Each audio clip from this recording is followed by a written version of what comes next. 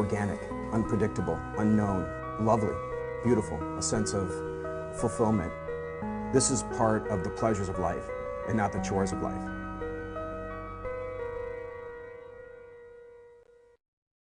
Coming up tonight on Daily Iowan TV, federal officials have arrested 2 local members accused of smuggling guns to Syria.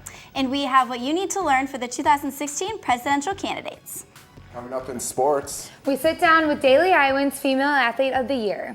We're bringing you all that and more coming up next. You're watching Daily Iowan TV.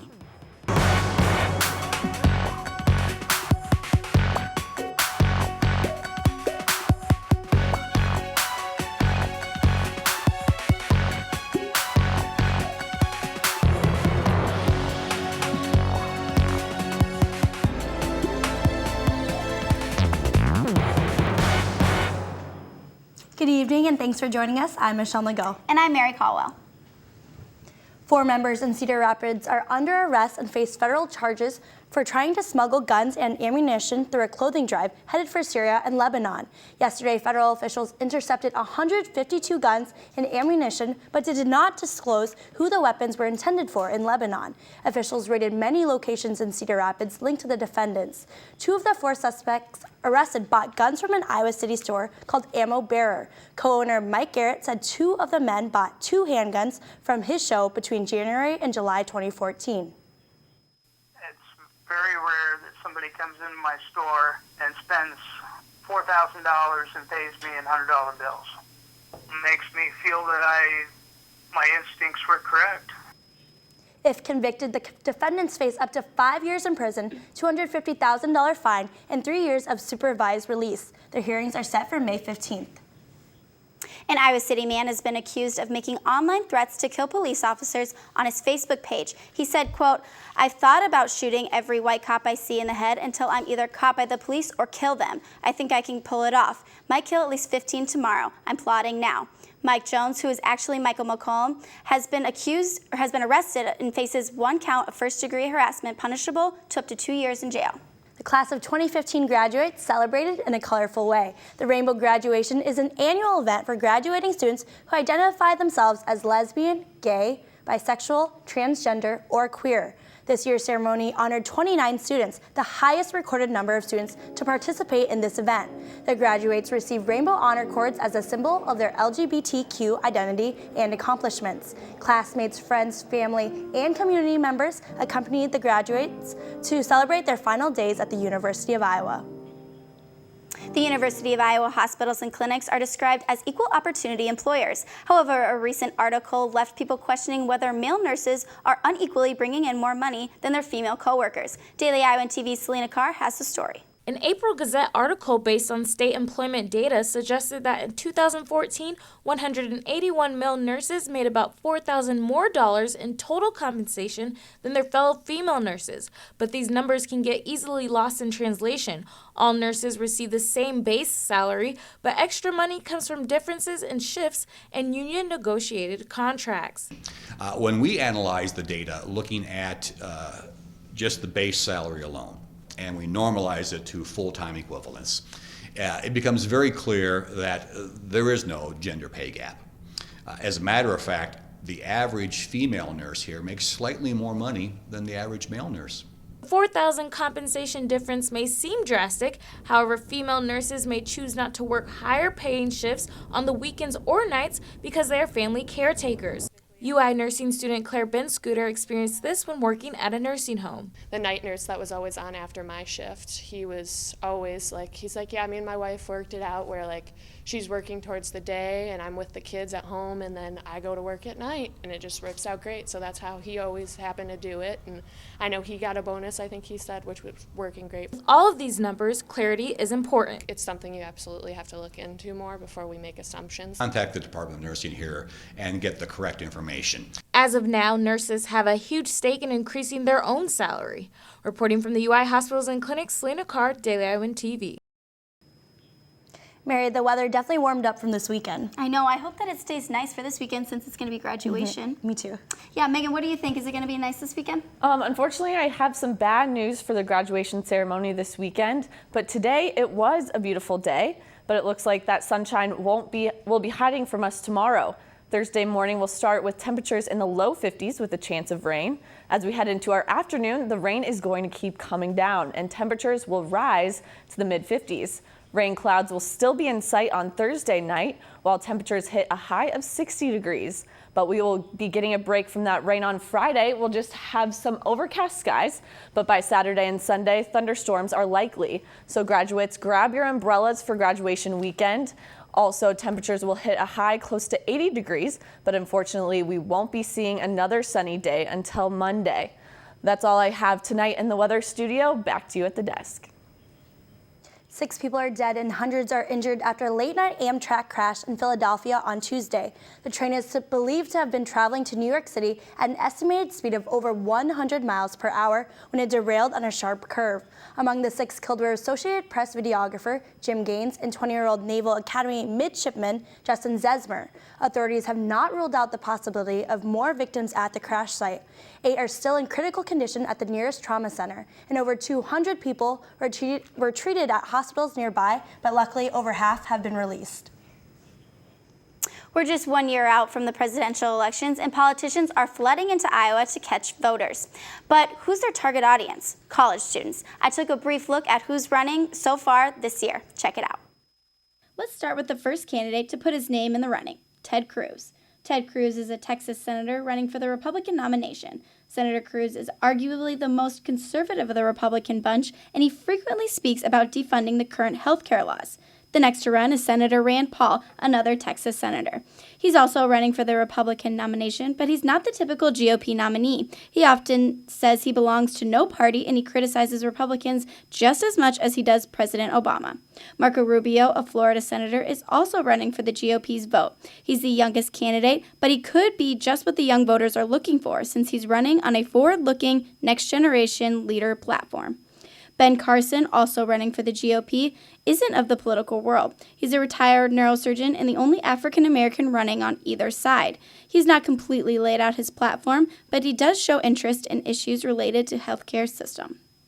Carly Fiorina, the only woman running for the GOP vote so far, is the former CEO of Hewlett-Packard. She considers herself a center right-wing conservative since she opposes abortion rights but is in favor of same-sex marriage. Mike Huckabee, the most recent GOP candidate, isn't new to the system. He's the former governor of Arkansas and won the Iowa caucus back in 2008. The former governor is running on a similar basis last time and wants to reconnect with his Christian conservative base. Now, what about the Democratic nominees? Well, so far there's only 2, but there's a lot of time between now and 2016 elections. Hillary Clinton, no stranger to Iowa or even the White House, is the former First Lady and former Secretary of State. She's running on a platform that emphasizes issues that resonate with women, including early childhood education and raising the minimum wage. Finally, for the Democrats, Bernie Sanders. Senator Sanders is a senator for Vermont and a self-proclaimed socialist. Here are a few of your candidates so far. We'll have an updated list for you next fall when politics really start to heat up in Iowa. What seems to be a harsh crackdown on Tom Brady has turned to an increase in jersey sales. In the Deflategate scandal, the Patriots quarterback was recently suspended 4 games. And just 1 day after the suspension, Brady's merchandise sales have skyrocketed. Since Monday, Brady's purchases have gone up 100%.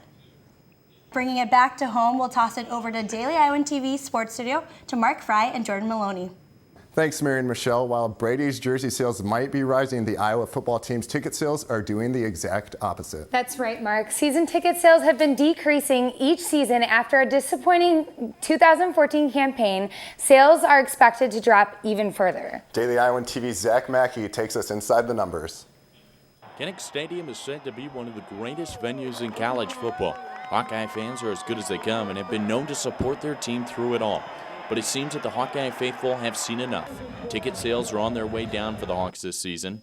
This has been a gradual slope throughout the last couple of years, but the devastating loss for the Hawkeyes in the TaxSlayer Bowl to Tennessee was too much for some Iowa fans. The final numbers are just now starting to come back for Iowa Athletic Director Gary Barta, but he says the numbers are definitely down from last season. Back in the 2006 fiscal year, the Iowa Athletic Department brought in the 16th highest revenue in the country at $81.6 million. 44% of that came from ticket sales for the Iowa football team. Now, in 2016, only 23 to 60% of Iowa's revenue is going to be from ticket sales.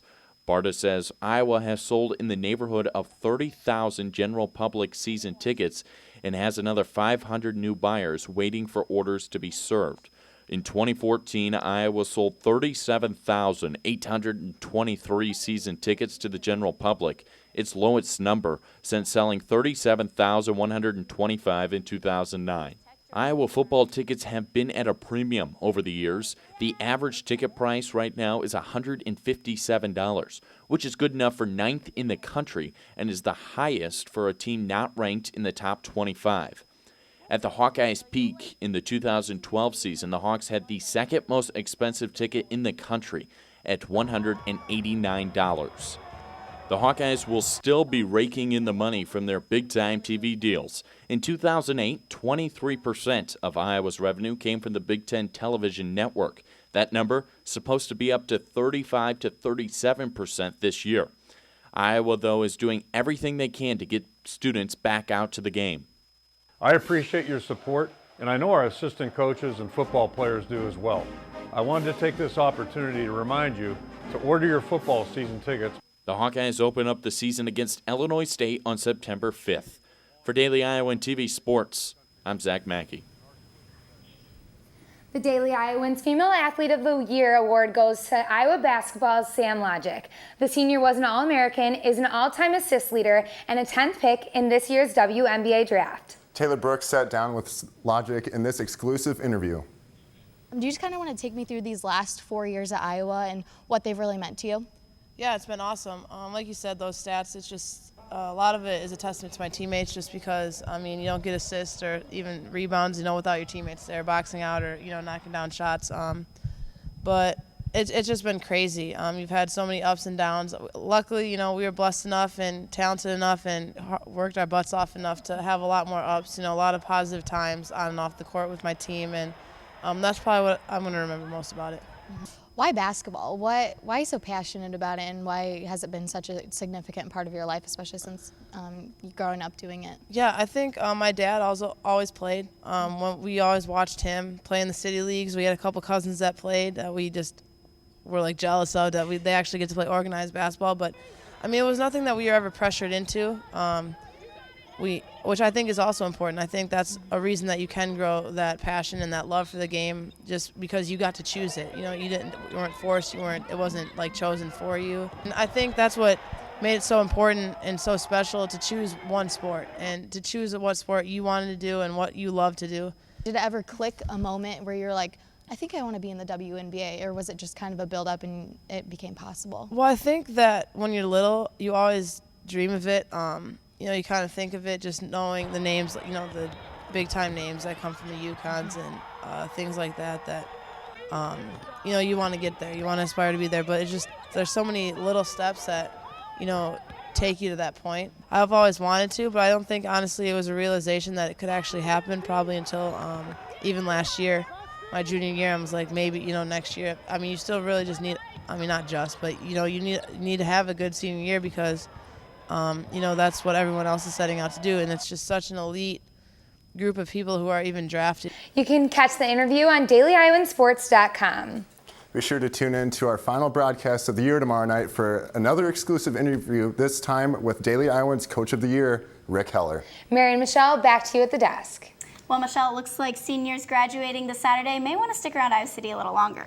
That's right. The Huffington Post named Iowa City #1 in America for college graduates. Iowa City is head of places like New York City, Washington, D.C., and San Francisco, along with 75 other metro areas. Iowa City tops the list based on technology corridor, low rents, more restaurants and bars, and a diverse population.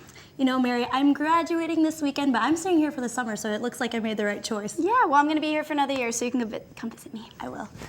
That's all we have for you tonight on Daily Iowan TV. Be sure to tune in tomorrow evening for more of your latest news. Or you can catch us on YouTube. Just search for Daily Iowan TV. Thanks for watching. I'm Michelle Nago. And I'm Mary Caldwell. Have a great night.